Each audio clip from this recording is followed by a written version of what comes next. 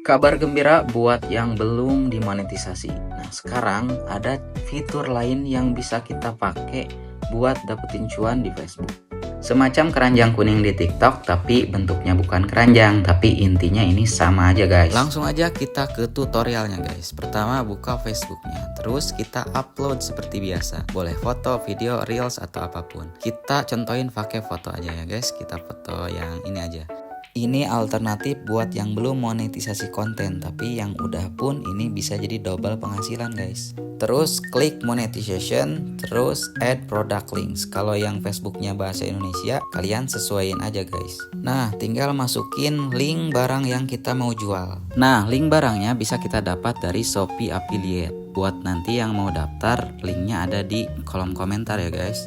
Contohnya kita ambil link sejadah ini, lalu kita copy dan paste di sini. Tinggal save dan terusin upload seperti biasa. Memang belum tentu ada yang beli, tapi namanya juga usaha guys. Siapa tahu rezeki kita di sini.